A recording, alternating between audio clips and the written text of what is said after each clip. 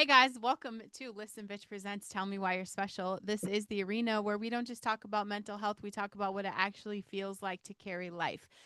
Because the truth is, a lot of people are functioning, but they're not okay. They're showing up, taking care of everyone else, holding everything together, and nobody's asking who's holding you.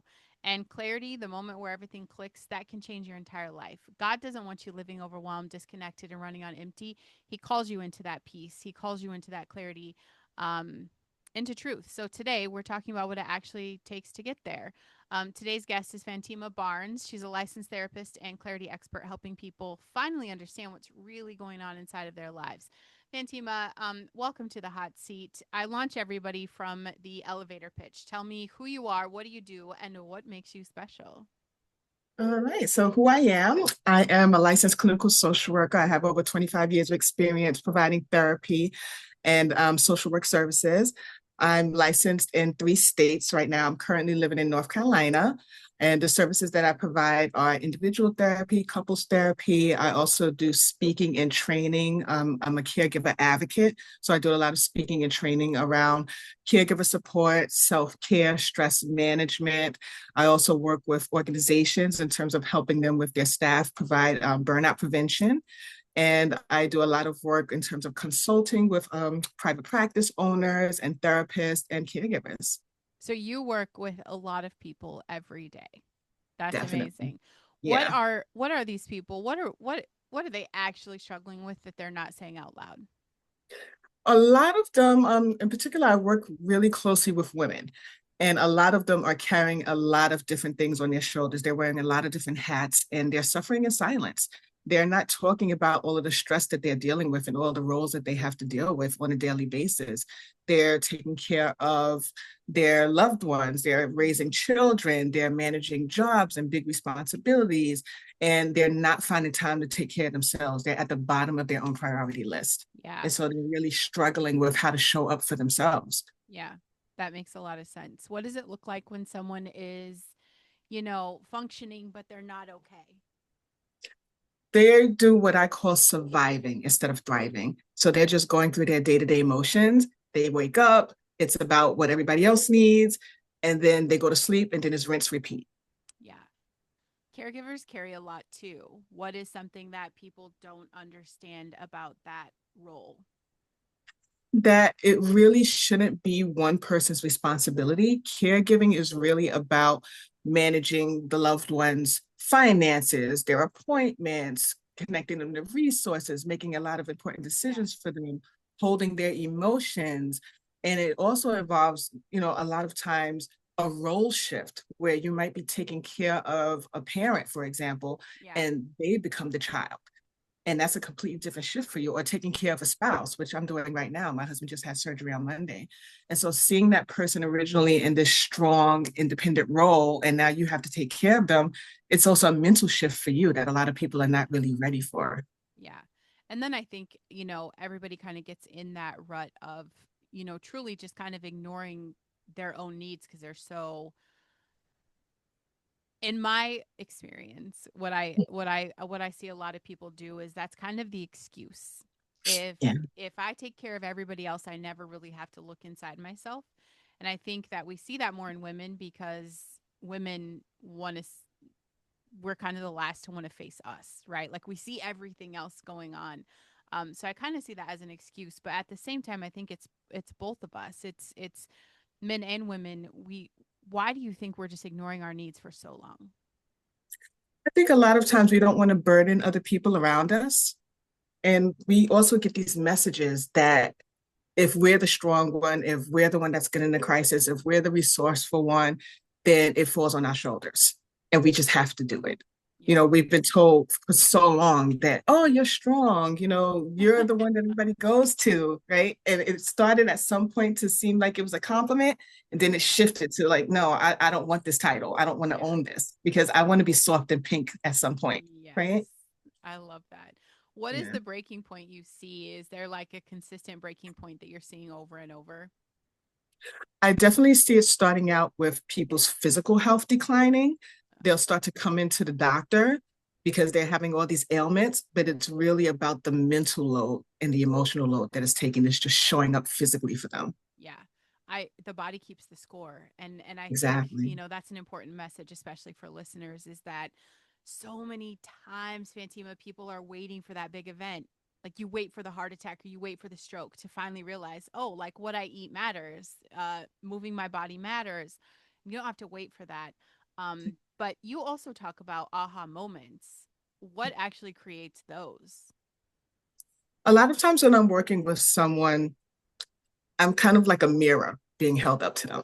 They'll Yeah. say something and then I'll reflect on it with them. They're like, I never thought about it that way. Yeah. Mhm. Yeah, that makes sense. What Yeah. is something that people believe about themselves that just is not true?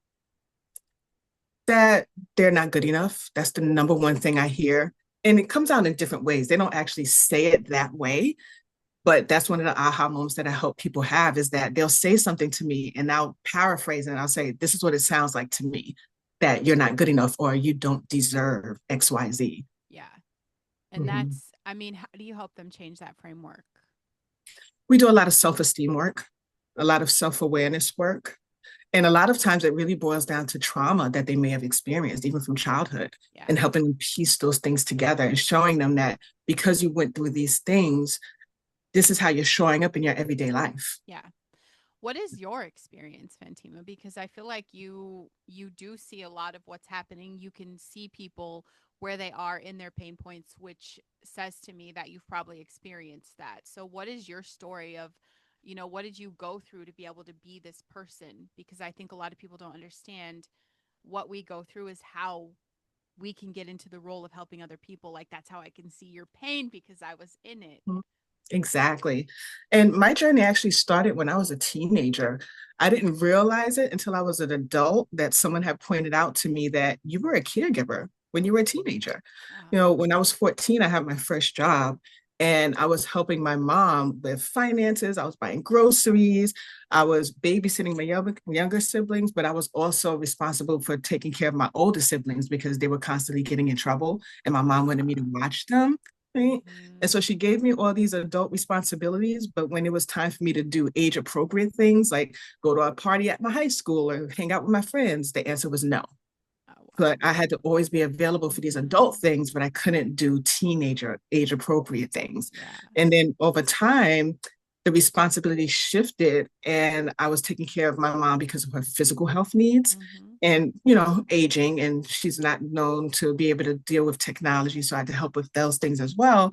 And so over time I was still a caregiver, but the caregiving responsibility shifted and it became more intense as she got Mm-hmm. older and her health issues started to get worsened.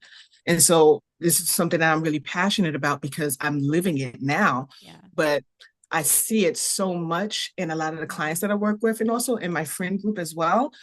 Everyone is talking about all of these responsibilities that they have to carry and Mm-hmm. feeling like they have to carry it alone and that they don't have anyone that they can go to for support. Yeah. Not even just like having that support or not doing it alone. How did you get through those stages of like resentment? Because that is such a natural human emotion. And when you're carrying the world of everything, like, you're going to get a little pissed off. Oh yeah. Oh yeah, definitely. I mean, there was times when I was resentful towards my mom for not Yeah. allowing me to do things that I should have been doing as a teenager. Yeah. There was times when I was resentful towards my siblings for not helping out as much, especially because I moved over 500 miles away. And the point of it was to get my mom to move with me so we could be in the same household, but she didn't want to do that. So I'm caregiving from 500 miles away while I have siblings living close to her. So there Wow. was a lot of resentment for Yeah. that as well. And it Yeah. was points where I was like, I don't even have time to be mad because I just have to get things done, Yeah. you know? Yeah. What has Yeah. been your But it was a process? lot of, for me, having Yeah. a therapist. Yeah. Yeah. Having a therapist for myself was crucial, Yeah. realizing that sometimes you can't really go to loved ones. They might have some helpful things that they want to be able to do and say for you, but sometimes they don't really know the right thing to say. And they could kind of make things worse without realizing it. Yes. And so it's good to have a professional to talk to. And so Yeah. one of the things that's really helped me was looking at it in terms of a support system, having multiple people in my life that meet different needs. So Yeah. I have a therapist for some things. I have my husband for some things. I have friends for certain things. So I'm Mhm. not putting the burden on just one person to be my everything. Right. I think that's important too. I think that's an important message for the listeners to get across as well. Mhm. Especially when it comes to like kind of going to family because they're kind of stuck in their own stuff. And if you are Right. on this, upward level of growth and setting goals and wanting to improve, a lot of people around us are not going to be the people that do that. And so it's better for them if they stay at this level, they keep you at this level because it's comfortable for everybody. So I would say finding those outside resources is very important for sure. Where do you Absolutely. see where do you see people getting stuck in their own thinking? I think it boils down to a lot of myths that we take on. Sometimes it's internal, sometimes it comes from society, sometimes it even comes from our family, but there's these myths like because I'm the good daughter, I have to take care of my parents, or Yeah. because I'm the responsible one, everything falls on my shoulders. Yep. Or it could even be as simple as if I don't do it, it's not going to get done right. So I Right. have to do it myself. That part. Even as a mom, I catch myself like, the kids want to help with stuff and I'm just like, I need to just do it, right? I need to Hmm. just do it myself. When Yeah, how are they ever going to learn if I can't step back from that? But what is exactly. what is stress actually look like when it's been building for years?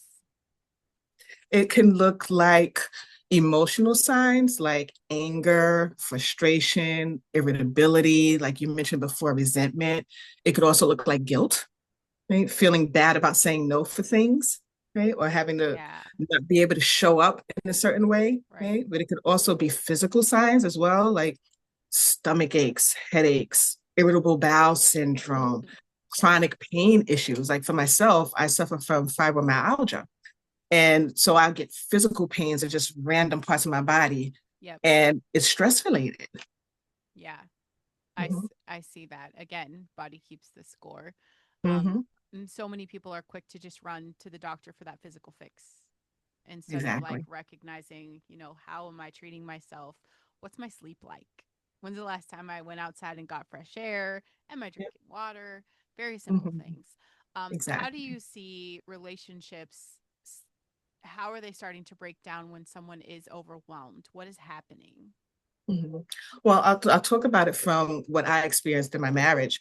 There was a point where I had to make really tough decisions about my caregiving with my mom, where she was in the hospital for an emergency. And at the same time, my husband got a call that his sister passed away on his birthday. Oh, And she was in New York. My mom was in New York, and his sister was living in Virginia at the time. And I had to make the decision, where am I going to show up? And I ultimately made the decision to be with my mom in the hospital because I didn't know if that would be the last time that I would see him. yeah. And it put a big strain on my relationship. I actually almost ended my Wow. relationship because he really wanted me to be there for him in his grieving. Yeah. And so we wound up working through it, but it was extremely stressful. Yeah. And he had to come to the understanding that I needed to be there for my mom, Yeah. but I still wanted to be able to support him as well. But I just physically couldn't be in two places at the same time. Yeah. No, that is tough. What is a shift right now that someone can make today to feel even just a little bit more in control? Definitely being open about what's going on, not keeping it all in and thinking I can handle it. I'm the strong one, so I don't need to go to anybody else. I got this. You Mm-hmm. need to be able to talk about what's going on. And that's really what saved my relationship was finally opening up to my husband and saying, this is too much for me. Yeah. I can't handle all of this on my own. And so he was able to be able to provide some support for me as well while I was supporting him during his grieving because I was just kind of going through everything as if I was fine Yeah. and it was showing that I wasn't fine. Yeah. And so just being able to talk about what's going on and asking for support, even if it's something as simple as, can you take care of this thing so I can get a couple hours of sleep? Right. Right. Yeah. Right. Talk to me about emotional clarity. What does that actually feel like? Say that again. Emotional clarity. What does it It, actually feel like? it's really about understanding what the underneath emotion is, what the underlying emotion is. So, for example, someone might be feeling guilt about something, and I do a lot of work with people around guilt.